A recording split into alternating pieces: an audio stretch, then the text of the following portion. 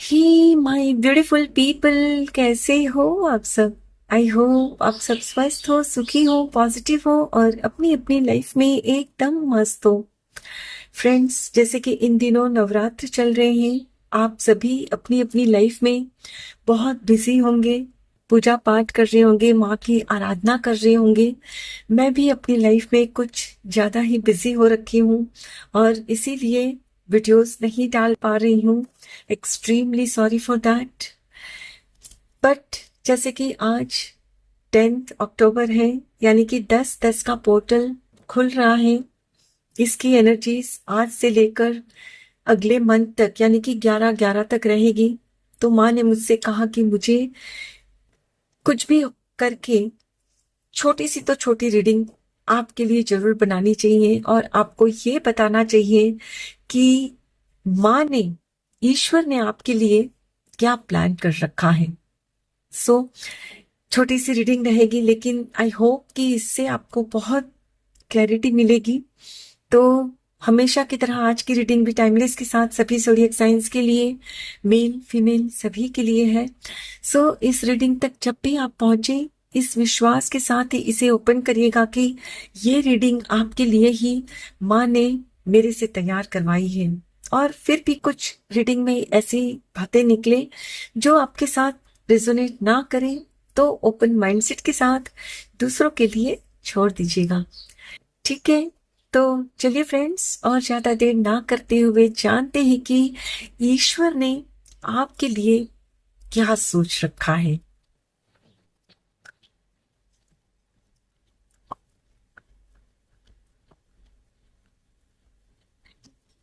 Thank you so much. Thank you divine. Thank you माँ, thank you so much.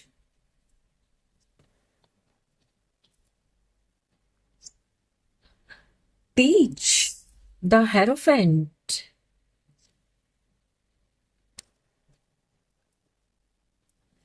Take the lead.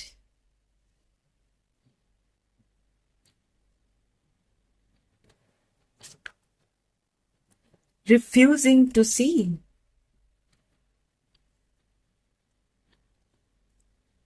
Master.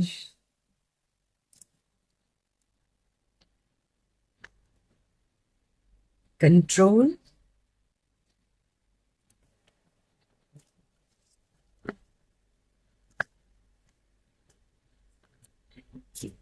Thank you so much.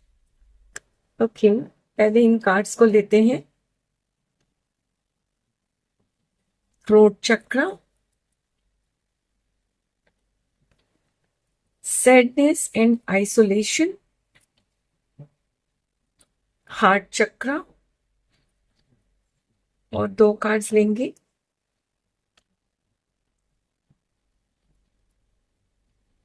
Move, and last card detach.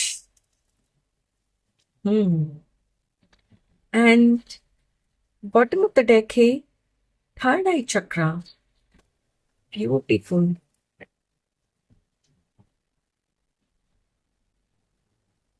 My dear friends, according to these cards, ईश्वर ने आपको वो तमाम खुशियां देने की planning कर ली है जो आप चाहते हो, जो आप डिजर्व करते हो।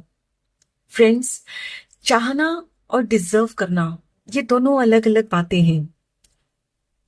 हम अक्सर कुछ ऐसी चीजें भी चाहते हैं जो हमारे लिए सही नहीं होती है, और वो हमें पता नहीं होता है कि ये जो व्यक्ति है, ये पोजीशन है या ये वस्तु है, ये यदि मेरी लाइफ में आएंगे तो उसके बाद क्या होगा, उसका रिजल्ट क्या होगा।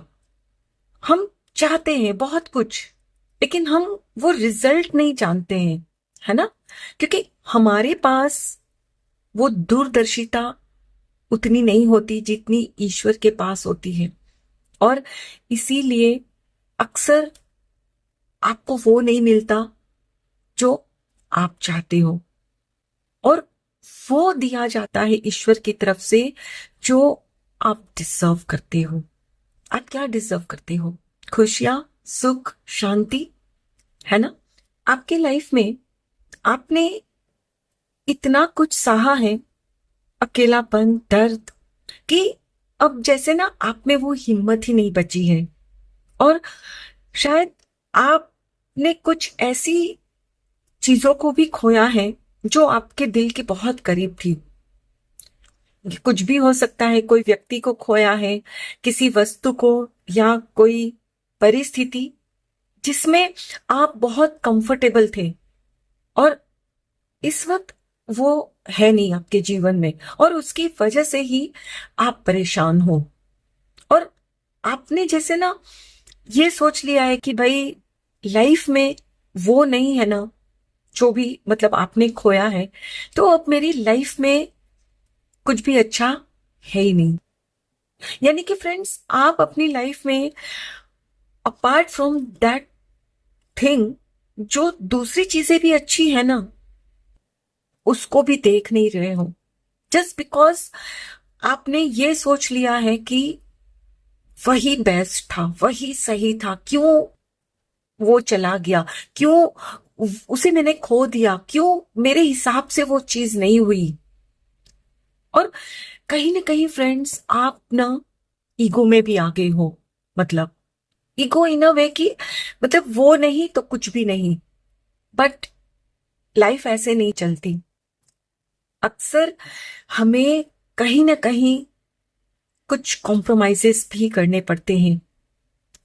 आपकी लाइफ में अपॉर्चुनिटीज ईश्वर दे रहे हैं, आपके जीवन में भी आ रहा है बहुत कुछ, लेकिन just because you don't want to compromise, you don't want कि वो नहीं तो कुछ और नहीं, तो इसीलिए अपॉर्चुनिटीज आती है और निकल जाती है।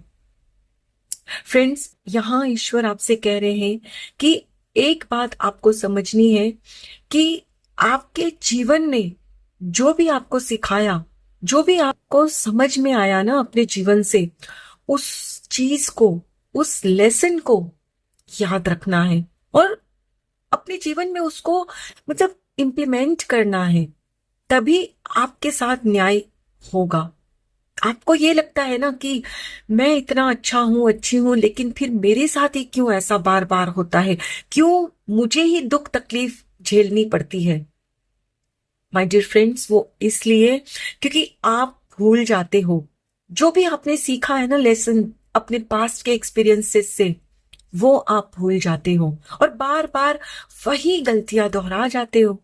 इसीलिए आपके साथ वही बार बार हो जाता है, आपका दिल इसीलिए बार बार टूटता है। यहां ईश्वर आपसे कह रहे हैं कि हमने तो आपके लिए बहुत कुछ अच्छा सोच कर रखा है, लेकिन अब इस वक्त आप ही जिद पकड़कर जो बैठ गए हो ना, तो उस जिद को छोड़ो। आपने ठीक इसी तरह अपने दिल को ना सलाखों के पीछे डाल दिया है कि भाई लाइफ में एक बार धोखा मिला, दो बार मिला, तो अब मुझे तो किसी रिलेशनशिप में पड़ना ही नहीं है। हो सकता है फ्रेंड्स कि आप अभी अनमैरिड हो, या यदि मैरिड भी हो ना, तो भी आपकी लाइफ में कुछ ऐसी मिसअंडरस्टैंडिंग या कुछ ऐसी बातें हो रखी है कि इस वक्त आप बहुत ही नाजुक दौर से गुजर रहे हो और मतलब आप किसी चीज को समझने को तैयार ही नहीं हो। तो यहां आपसे कहा जा रहा है कि कॉम्प्रोमाइज करना ही होगा आपको। और कॉम्प्रोमाइज करने के लिए फ्रेंड्स, आपको ना हिम्मत की जरूरत होती है, और वो हिम्मत अब ईश्वर आपके अंदर दे रहे हैं। अब तक आप क्या था ना, आप सोचते थे कि हर चीजों को ना मैं ही कंट्रोल कर सकता हूं, मैं कर सकती हूं। लेकिन ईश्वर ने आपको समझाया है कि हर परिस्थिति, हर व्यक्ति आपके हिसाब से नहीं चल सकते, हर चीजों को आप कंट्रोल कभी नहीं कर सकते। आपको ये जो एक कंट्रोल करने का जो आपका नेचर है ना, वो छोड़ना होगा। शायद आपके नेचर की वजह से ही आपके रिश्तों में भी अभी अनबन बनी हुई है ना? आपकी समझ में आ रहा है, लेकिन वो जिद नहीं छोड़ना चाहते आप, क्योंकि आपको लगता है कि यदि मैंने जिद छोड़ दी तो मैं उनसे कम हो जाऊंगा और वो मेरे से मतलब सुपीरियर हो जाएंगे। आपको लगता है कि मैं यदि अपनी जिद छोड़ती हूँ तो मैं नीचा हो जाऊंगा, और वो ऊपर उठ जाएंगे कि वो देखा, तुम्हें झुकना पड़ा। लेकिन ऐसा कुछ भी नहीं है फ्रेंड्स। यदि अपने रिश्तों को बचाने के लिए आपको झुकना भी पड़ता है ना, तो झुक जाओ। यहां ईश्वर आपसे यही कह रहे हैं कि आपको जो सच दिखाया जा रहा है ना, उसे देखो, उसे समझो। लेकिन आपने इस वक्त मतलब वो देखना ही मतलब बंद कर दिया है। आप एक ही तरफ से देख रहे हो कि सारी गलती उनकी है, सारी मतलब उनकी ही जिम्मेदारी है हर चीज को सही करने की। ऐसा नहीं होता फ्रेंड्स। किसी भी चीज में, किसी भी रिश्ते में दो पहलू होते हैं, दो लोग होते हैं। हर बार जरूरी नहीं कि आप ही गलत हो, या हर बार ये भी जरूरी नहीं कि आप सही हो और वो गलत हो। कभी आपकी गलती होती है, कभी उनकी होती है ना। तो यहां आपको यही समझना होगा और अपनी गलती को एक्सेप्ट करना होगा, and then you have to take the lead. अगर जरूरत पड़े तो उनसे माफी मांग लो, सॉरी बोल लो, लेकिन बचा लो अपने रिश्ते को। मैं नहीं जानती कि ये मैसेज किसके लिए है, बट यहां कोई है जो शायद अपनी जिद की वजह से ही अपनी बनी बनाई लाइफ को ना खराब करने पे तुला हुआ है। या ये भी हो सकता है कि आपको कोई कंट्रोल कर रहा है, अपने हिसाब से आपको चला रहा है। आप समझ रहे हो कि कोई मेरा फायदा उठा रहा है, लेकिन आप बोल नहीं पा रहे हो क्योंकि आपको उनका मोह है। आप सोचते हो कि यदि मैंने कुछ बोल दिया तो वो नाराज हो जाएंगे, वो मुझे छोड़ देंगे। फ्रेंड्स, यहां आपसे कहा जा रहा है कि सच को समझो, सच को देखो। किसी डर की वजह से यदि आप सच को देखोगे नहीं, तो इसका मतलब ये नहीं कि वो सच रहेगा नहीं, वो वैसा ही रहेगा। अभी दिन होता है ना जब, तो हम यदि आंख बंद कर लेते हैं तो क्या वो रात हो जाती है? हमारी आंखों के सामने अंधेरा होगा, लेकिन वो दिन तो दिन ही रहेगा ना। समझ रहे हो?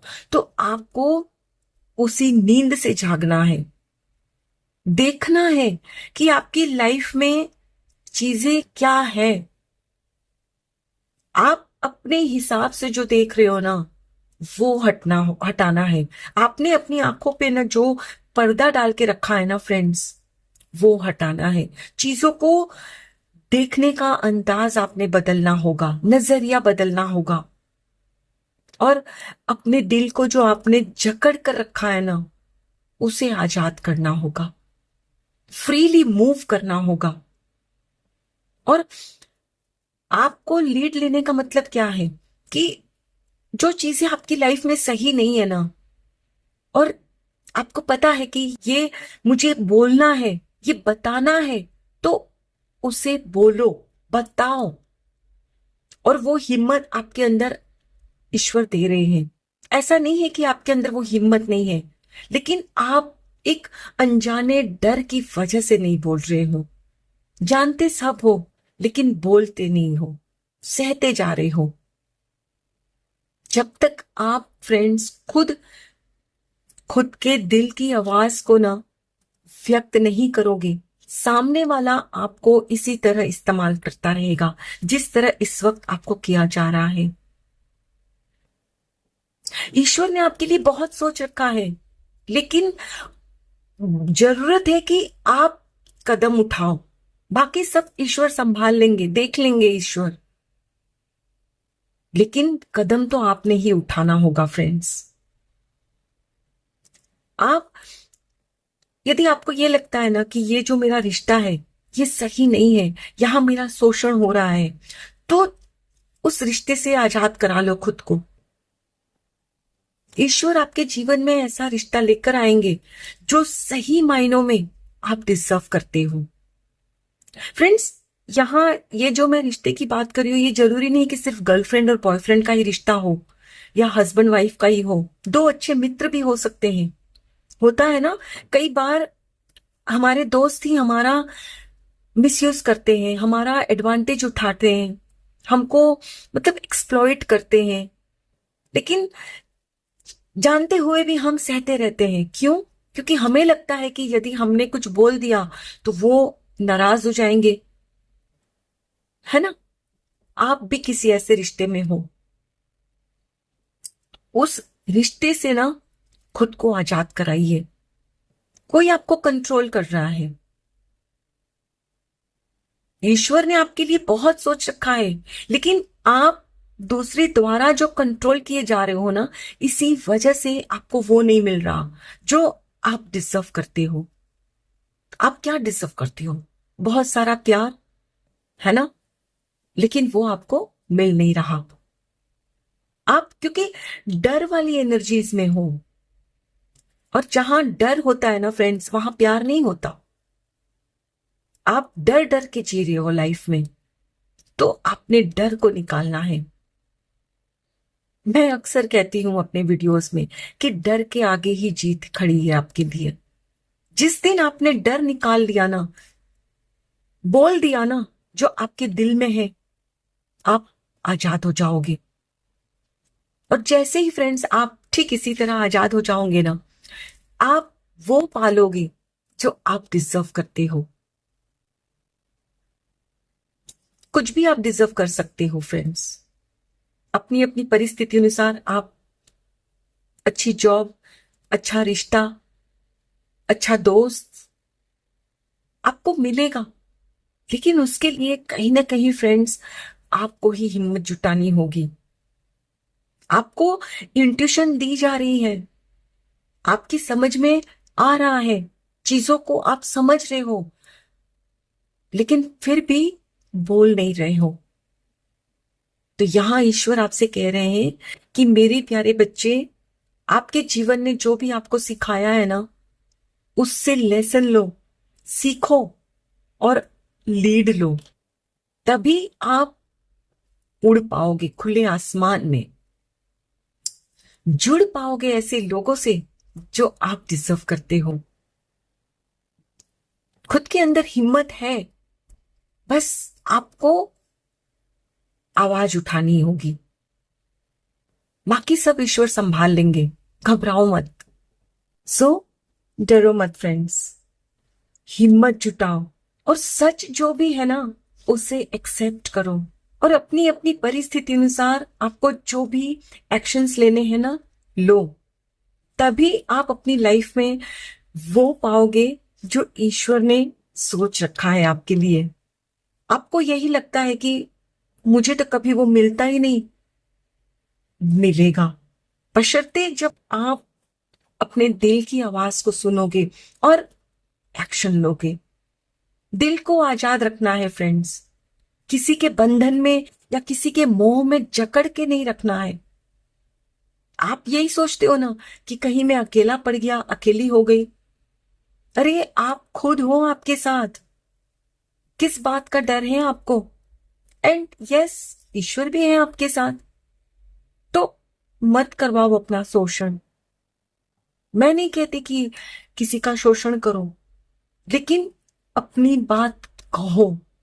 न तो किसी का कंट्रोल सहना है और ना ही किसी को कंट्रोल करना है। हर एक को अपने अपने हिसाब से रहने की आजादी ईश्वर ने दी है ना।